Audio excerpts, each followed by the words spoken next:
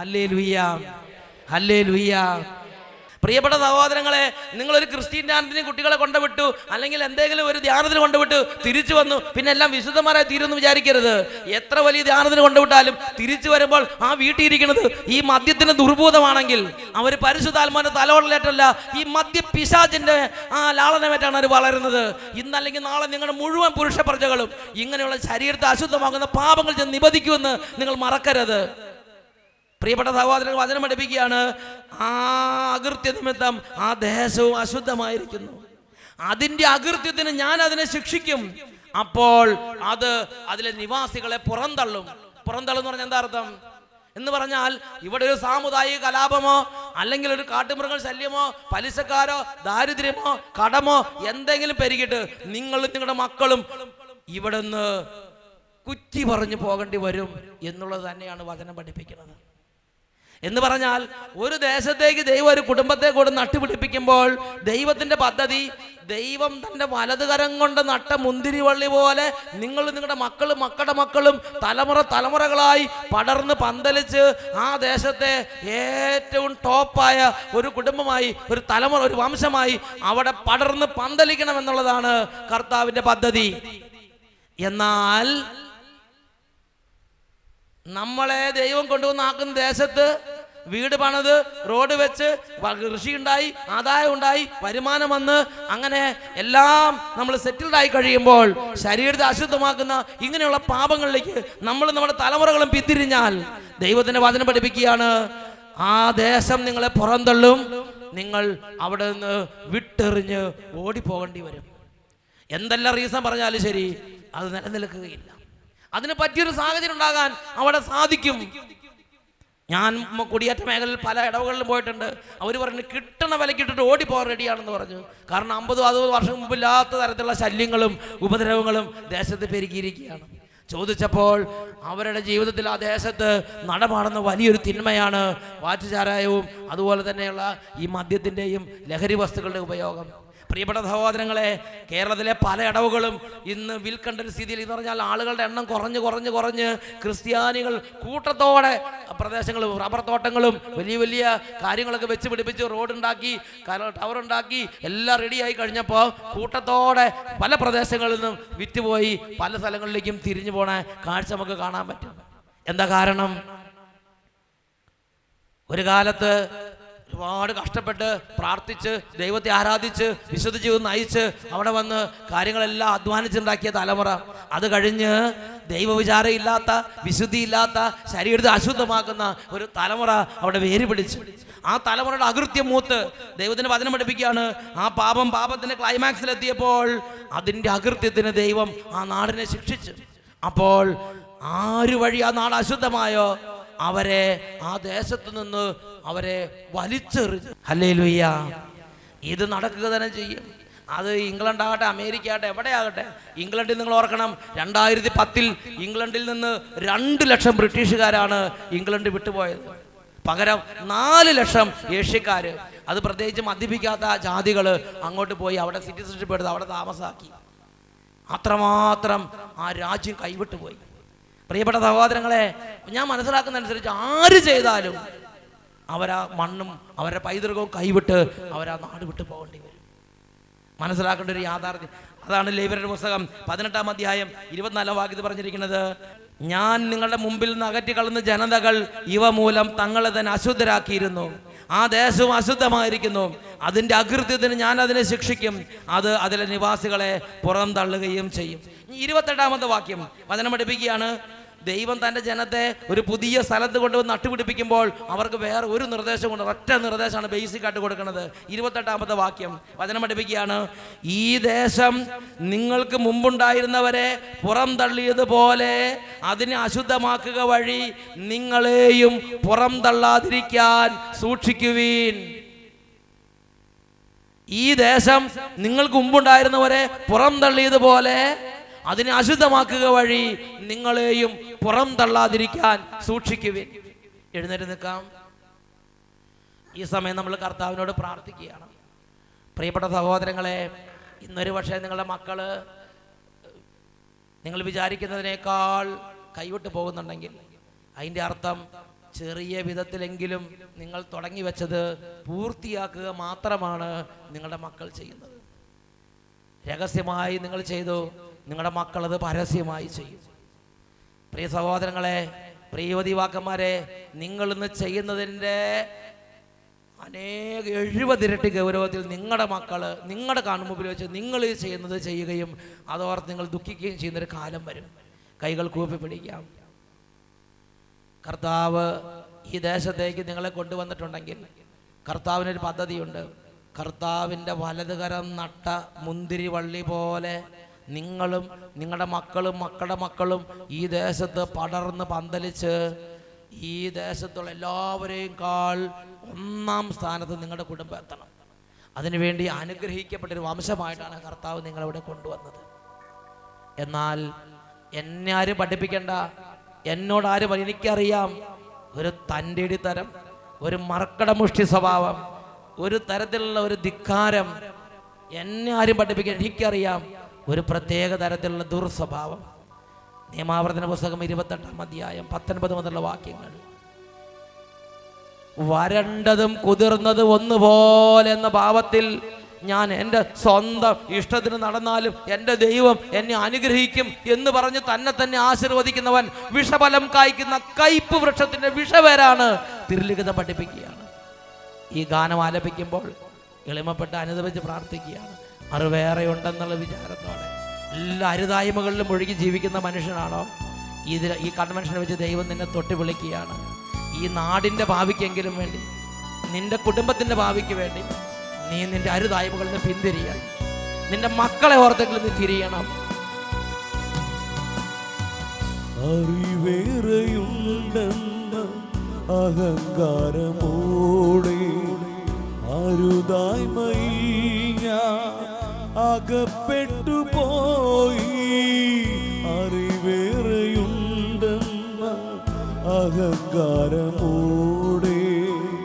അരുതായ്മയിൽ ഞാൻ അകപ്പെട്ടു പോയി. അപരന്റെ മുമ്പിൽ മികവേറെ നാഥ, അവിടുത്തെ മുമ്പിൽ കുറവേറെ നാഥ. ആരും കാണാത്തതല്ല ആഴം കാണുന്ന നാഥ. ആരും കാണാത്തതല്ല ആഴം കാണുന്ന നാഥ. അനുതാപമാ എന്നേശുവേ അണയൂ എന്നിൽ. അനുതാപമാ എന്നേശുവേ അണയൂ എന്നിൽ.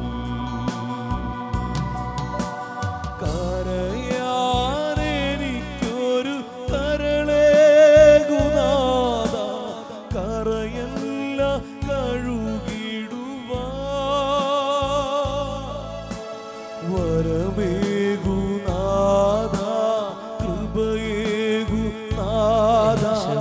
അനുതാപ പൂരിതനാകാൻ.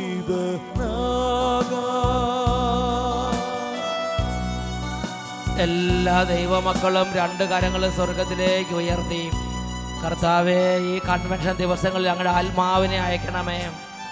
പാപവും വിശുദ്ധവും തമ്മിൽ, വിശുദ്ധമായ ജീവിതവും പാപകരമായ ജീവിതവും തിരിച്ചറിയാനുള്ളൊരു കൃപ പരിശുദ്ധാത്മാവിനെ അയച്ച് ഞങ്ങൾക്ക് നൽകണമേ കർത്താവേ. 2 കരങ്ങൾ ഉയർത്തി ഒരുമിച്ച് ഉറക്കെ സ്തുതിക്കുന്നു. Hallelujah, hallelujah, hallelujah.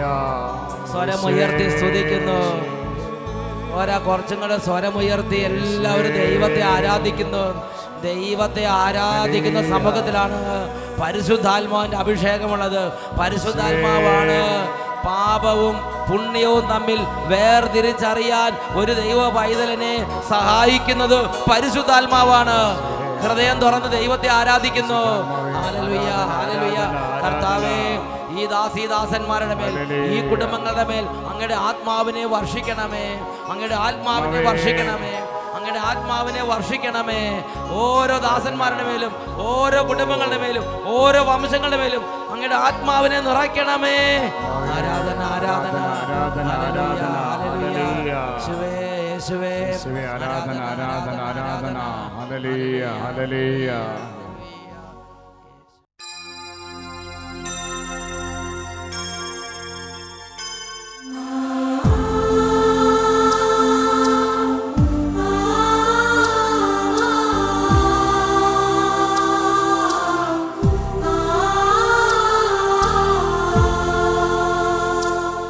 എൻ്റെ പേര് ബിജു. ഞാൻ വരുന്നത് തൊടുപുഴയിൽ നിന്നാണ്. തൊടുപുഴ അടുത്ത് ഉടുമ്പന്നൂരിൽ നിന്നുള്ള പ്രദേശത്തു നിന്നാണ് വരുന്നത്.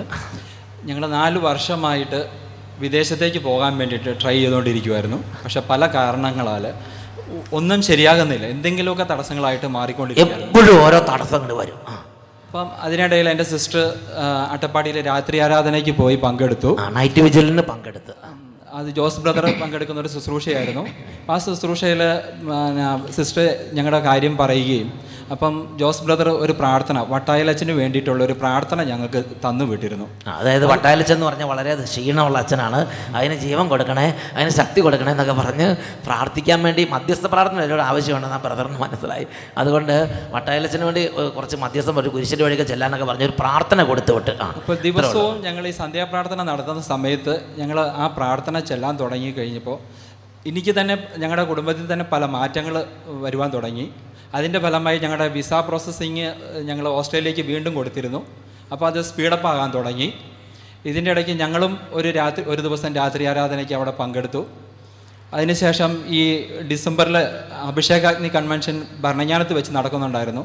അതിൻ്റെ അകത്ത് ഞങ്ങൾ 4 ദിവസവും താമസിച്ച് പ്രാർത്ഥിച്ചു. അപ്പോൾ അവിടെ ഒരു സാക്ഷ്യം കേൾക്കുവാനിടയായി.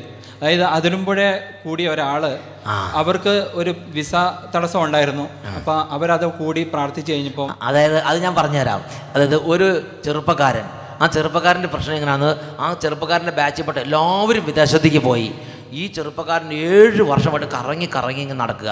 ഈ ചെറുപ്പക്കാരൻ്റെ കാര്യം വരുമ്പോൾ മാത്രം പെട്ടെന്ന് നിയമം മാറും, അല്ലെങ്കിൽ ആ പ്രോജക്റ്റ് അങ്ങോട്ട് തീരും, അങ്ങോട്ട് ബ്ലോക്കാവും.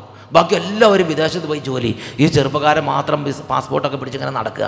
അങ്ങനെ ഈ ശുശ്രൂഷയെ പങ്കെടുത്തപ്പോൾ ദൈവം ഉണ്ടെന്നും ദൈവത്തോട് പ്രാർത്ഥിക്കുന്നവരുടെ അടുത്ത് ദൈവം ഇടപെടുമെന്നും ഒരു വലിയൊരു ബോധ്യം ദൈവം അങ്ങോട്ട് കൊടുത്ത്. പിന്നെ സഭയുടെ പ്രാർത്ഥനകളെക്കുറിച്ചും വൈദികരുടെ പ്രാർത്ഥനകളെക്കുറിച്ചും ഒരു ബോധ്യം കൊടുത്ത്. അതുകൊണ്ട് ആ പാസ്പോർട്ടും കാര്യങ്ങളൊക്കെ ആയിട്ട് ചെറുപ്പക്കാരൻ്റെ അവസാന ദിവസം വന്ന് ഒരു ബ്ലെസ്സിങ്, ഒരു വെഞ്ചിരിപ്പ് സ്വീകരിച്ചു. ആ വെഞ്ചിരിപ്പ് സ്വീകരിച്ചപ്പോൾ ചെറുപ്പക്കാരൻ പറഞ്ഞു, നവംബറിലാണ്, ചെറുപ്പക്കാരൻ പറഞ്ഞു ഡിസംബറിൽ ഭരണങ്ങാനത്ത് നടക്കുന്ന അഭിഷേകത്തിന് കൺവെൻഷൻ 1 മാസത്തിനുള്ളിൽ ശരിയായാൽ, ഇത് 7 വർഷമായിട്ട് ശരിയാകാതെ കിടക്കണതാണ്, 1 മാസത്തിനുള്ളിൽ ശരിയാവുകയാണെങ്കിൽ ദൈവം തന്നാന്ന് ഞാൻ വിശ്വസിക്കും, ഞാൻ ഭരണങ്ങാനത്ത് പോയി സാക്ഷ്യപ്പെടുത്തുമെന്ന് പറഞ്ഞു. അത് പിറ്റേ ആഴ്ച അങ്ങോട്ട് ശരിയായി. Praise the Lord. അപ്പോൾ ആ സാക്ഷ്യം അതിരമ്പുഴയെന്ന് ഭരണങ്ങാനത്ത് വന്ന് ആ ചെറുപ്പക്കാരൻ പറഞ്ഞു. അത് ഇവർ കേട്ട് അല്ലേ? എന്നിട്ട് അപ്പോൾ അത് ഞങ്ങളിലും സ്വാധീനം ഉണ്ടാക്കി. അപ്പോൾ അവിടെ വെച്ച് ഞാനും ഒരു ഡിസിഷൻ എടുത്തു. ഞാനും എൻ്റെ ഭാര്യയും കൂടി ഒരു ഡിസിഷൻ എടുത്തു. ഇത് ഇനി ശരിയാവുകയാണെന്നുണ്ടെങ്കിൽ അഭിഷേകാഗ്നി കൺവെൻഷൻ എവിടെ വെച്ച് നടന്നു കഴിഞ്ഞാലും അവിടെ പോയി സാക്ഷ്യപ്പെടുത്തിക്കൊള്ളാം എന്നുള്ള പ്രാർത്ഥന. അപ്പോൾ അതിൻ്റെ ഫലമായി ഈ കഴിഞ്ഞ മാർച്ച് 19 ഞങ്ങൾക്ക് വിസ ഗ്രാൻറ്റ് ചെയ്തുള്ള ലെറ്റർ ഞങ്ങൾക്ക് ലഭിച്ചു. PR കൂടി ഞങ്ങൾക്ക് 2 പേർക്കും. ഇതിൻ്റെ ഒരു പ്രത്യേകത എന്ന് പറഞ്ഞിട്ടുണ്ട്, സാധാരണ ബാങ്ക് ഗ്യാരണ്ടി ആയിട്ട് അല്ലെങ്കിൽ ഒരു 10-12 ലക്ഷം രൂപയോളം കാണിക്കേണ്ടതായിട്ടുണ്ടായിരുന്നു. പക്ഷെ ഞങ്ങൾക്ക് യാതൊരു പ്രോസസ്സിംഗ് ഫീയും ഇല്ലാണ്ട് ദൈവം ഞങ്ങളെ അനുഗ്രഹിച്ചു. ദൈവം അനുഗ്രഹിക്കാൻ തുടങ്ങി. പിന്നെ നിയമമൊക്കെ അങ്ങോട്ട് മാറി നിൽക്കും, കംപ്ലീറ്റ് അങ്ങോട്ട് ഫ്രീ ആയിട്ട് അങ്ങോട്ട് ചെയ്തു കൊടുക്കും. Praise the Lord. Hallelujah. നിങ്ങൾ ഇടത്തോട്ടും വലത്തോട്ടും കൈയടിക്കാമോ? പാടിക്കേ. സൈന്യബലത്താലല്ല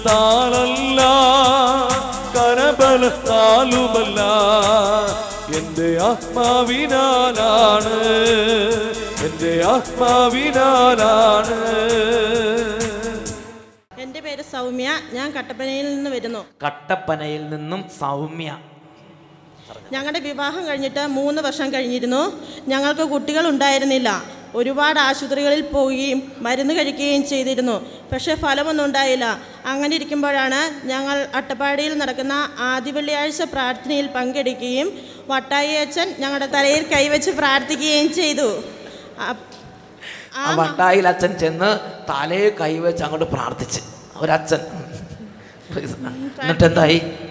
ആ മാസം തന്നെ ഞാൻ പ്രഗ്നൻ്റ് ആവുകയും ഇപ്പോൾ ഞങ്ങൾക്ക് 2 കുട്ടികളെ നൽകി. പിന്നെ ദൈവം ആ തടസ്സങ്ങൾ മാറ്റി പിന്നെ ധാരാളം മക്കളെ കൊടുക്കാനുള്ള അനുഗ്രഹം ദൈവം അങ്ങോട്ട് തുറന്നു കൊടുത്ത കുടുംബങ്ങൾക്ക്. Praise the Lord.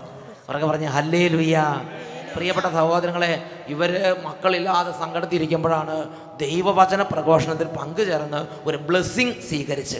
അത് ബൈബിൾ പറഞ്ഞിങ്ങനെയാണ്, യെശയ്യാ 44:26, കർത്താവ് തൻ്റെ ദാസന്മാരുടെ വാക്ക് നടപ്പാക്കുകയും തൻ്റെ ദൂതന്മാരുടെ ഉപദേശം നിവർത്തിക്കുകയും ചെയ്യും. ഒരു പൗരോഹിത്യ അഭിഷേകമുള്ള ഒരു വൈദികൻ ഇങ്ങനെ ബ്ലെസ് ചെയ്ത് ആശീർവദിച്ചാൽ ദൈവം അതങ്ങോട്ട് അനുഗ്രഹിക്കും. 2 ദിനവൃത്താന്തം 20:20, നിന്റെ ദൈവമായ കർത്താവിനെ വിശ്വസിക്കുവിൻ, നീ സുരക്ഷിതനായിരിക്കും, അവിടുത്തെ പ്രവാചകന്മാരെ വിശ്വസിക്കുവിൻ, നിനക്ക് വിജയം കൈവരും. ഇത് ഈ കുടുംബത്തിൽ അന്വർത്ഥമായി.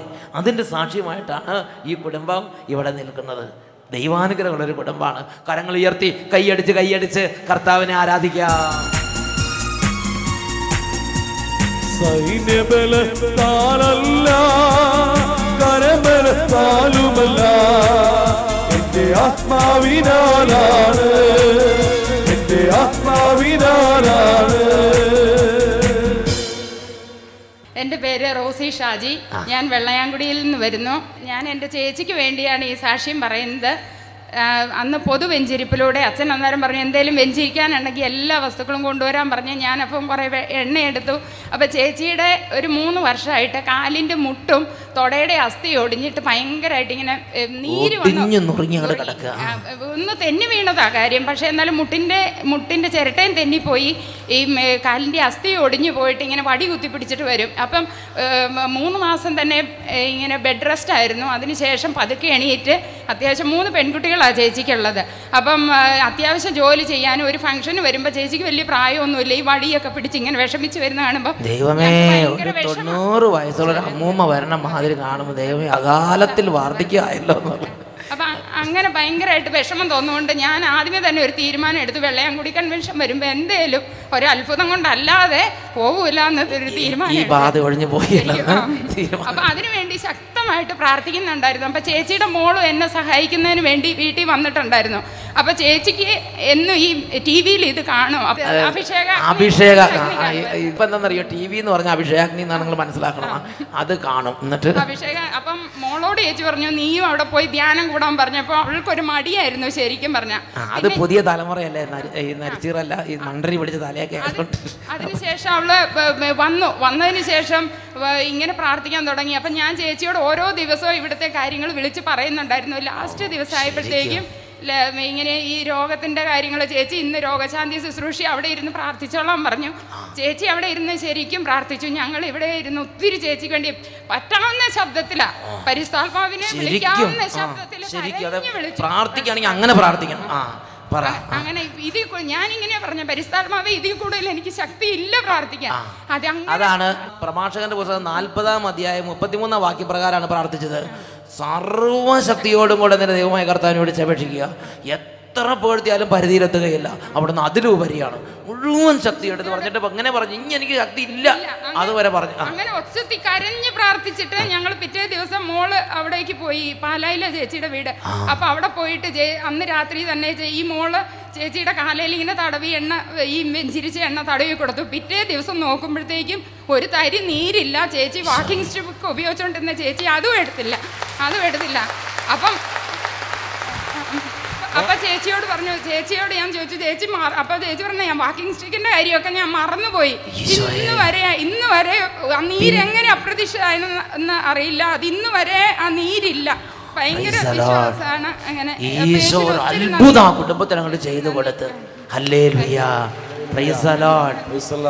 എൻ്റെ പേര് ഷിൻഡോ സെബാസ്റ്റ്യൻ. ഞാൻ വെൺമണി ഇടവകയിൽ നിന്ന് വരുന്നു. നല്ല ഇടവക പറഞ്ഞേ. എൻ്റെ സ്ഥലം വിൽക്കുവാനായിട്ട് ഭയങ്കര ബുദ്ധിമുട്ടുകളായിരുന്നു. 15 വർഷമായിട്ട് വിൽക്കാൻ സാധിക്കാത്ത സ്ഥലമായിരുന്നു ഞാൻ താമസിച്ചുകൊണ്ടിരുന്നത്. എത്ര വർഷം? 15 വർഷമായിട്ട്. 15 വർഷമായിട്ട് വിൽക്കാൻ തടസ്സം. എന്നിട്ട് അപ്പോൾ ജനുവരി മാസത്തിൽ നെടുങ്കണ്ടം അഭിഷേകാഗ്നി കൺവെൻഷനിൽ ഈ ഒരു ആഗ്രഹത്തോടും പ്രാർത്ഥനാ നിയോഗത്തോടും കൂടെ ഈ സഹോദരൻ വന്ന് യേശുവേ എന്ന് പറഞ്ഞ് കരഞ്ഞങ്ങോട്ട് പ്രാർത്ഥിച്ചതിൻ്റെ ഫലമായിട്ട് 2 മാസത്തിനുള്ളിൽ തന്നെ ആ സ്ഥലം വിൽക്കുവാനും വെൺമണി ഇടവകയിൽ പുതിയൊരു സ്ഥലവും വീടും തന്ന ദൈവം ഞങ്ങളെ അനുഗ്രഹിച്ചു. സ്ഥലം വിറ്റ് പുതിയ സ്ഥലം വാങ്ങി വീടൊക്കെ വാങ്ങി താമസാകാ ദൈവം അങ്ങ് അനുഗ്രഹിച്ചു. ഓരോ കൈകൾ ഉയർത്തി നന്നായിട്ട് കൈയടിച്ച് പാടി പാടി ആരാധിക്കാം. സൈന്യബലത്താലല്ല കരബലത്താലുമല്ല എന്റെ ആത്മാവിനാലാണ്, എന്റെ ആത്മാവിനാലാണ്. എൻ്റെ പേര് അനിറ്റ് കുര്യൻ. ഞാൻ വാഴവര ഇടവകയിൽ നിന്ന് വരുന്നു. 1 വർഷം മുമ്പ് കോട്ടയം നാഗമ്പടത്ത് നടന്ന അഭിഷേകാഗ്നി ബൈബിൾ കൺവെൻഷനിൽ ഞാൻ പങ്കെടുക്കുകയുണ്ടായി. അന്ന് എൻ്റെ വീട് പൊളിച്ച് പുതിയ വീട് പണിയുവാനായി തറ കെട്ടിയിട്ടിരിക്കുകയായിരുന്നു. പക്ഷേ ഞങ്ങൾ ഒരു ഷെഡിലായിരുന്നു താമസിച്ചുകൊണ്ടിരുന്നത്. അന്ന് രാത്രിയാകുമ്പോഴും മഴ പെയ്യുമ്പോഴൊക്കെ ഷെഡിലൊക്കെ ജീവിതം ഞങ്ങൾക്ക് ഭയങ്കര പേടിപ്പെടുത്തുന്നതായിരുന്നു. ഞാൻ ആ സമയത്ത് വീട് പണിയാനായിട്ട് യാതൊരു നിർവാഹവും ഇല്ലാതിരിക്കുകയായിരുന്നു. അന്നപ്പോൾ കോട്ടയത്ത് നടന്ന ബൈബിൾ കൺവെൻഷനിൽ ഞാൻ ആരാധനയുടെ സമയത്ത് ദിവ്യകാരുണ്യനാഥനോട് കരഞ്ഞു പ്രാർത്ഥിച്ചു. 1 വർഷത്തിനിടയ്ക്ക് ഞങ്ങൾക്ക് കിടക്കുവാനൊരു വീട്, അത് മാത്രം മതി, അതെങ്കിലും ഞങ്ങൾക്ക് തരണമേ എന്ന് ഞങ്ങൾ കരഞ്ഞു പ്രാർത്ഥിച്ചു. ദൈവം എൻ്റെ പ്രാർത്ഥന കേട്ടു. 1 വർഷത്തിനിടയ്ക്ക് ഞങ്ങൾക്ക് കിടക്കുവാനൊരു വീട് തന്ന് ഞങ്ങളെ അനുഗ്രഹിച്ചു. 1 വർഷം തികയേണ്ടി വന്നില്ല. അതിനു മുമ്പ് എൻ്റെ പണി പൂർത്തിയായി, വെഞ്ചരിപ്പ് നടന്നു, അതിൽ കയറി താമസിക്കാൻ ഈ കുടുംബത്തെ അനുഗ്രഹിച്ച് ആ പ്രാർത്ഥനയ്ക്ക് ഉത്തരം കൊടുത്ത് കർത്താവ് അങ്ങോട്ട് പ്രവർത്തിച്ചു. അങ്ങനെ സാധിക്കുവാണെങ്കിൽ ഞാൻ പിറ്റേ വർഷം അത് സാക്ഷ്യപ്പെടുത്തിക്കൊള്ളാമെന്ന് നേർന്നിരുന്നു. അതോടെ ഇങ്ങോട്ട് വന്ന് കർത്താവ് എൻ്റെ ആ ഇടപെടലിനെ കുറിച്ച് സാക്ഷ്യം പ്രിയപ്പെട്ട നോക്കി കരഞ്ഞങ്ങോട്ട് പ്രാർത്ഥിച്ചു. ബൈബിൾ പറഞ്ഞെങ്ങനെയാണ്? ഹൃദയം നുറുങ്ങിയവർക്ക് കർത്താവ് സമീപസ്ഥനാണ്, മനം ഉരുകിയവരെ അവിടുന്ന് രക്ഷിക്കുന്നു. നന്നായിട്ട് ഇടതും വലതും അനങ്ങി കൈയടിച്ച് പാടി പാടി ദൈവത്തെ ആരാധിക്കാം. മനമുയർത്തി സ്വരമുയർത്തി സ്തുതിച്ചിടുന്നു. Hallelujah hallelujah hallelujah. കരമടിച്ച് തിരുനാമം സ്തുതിച്ചിടുന്നു. Hallelujah hallelujah hallelujah hallelujah hallelujah hallelujah.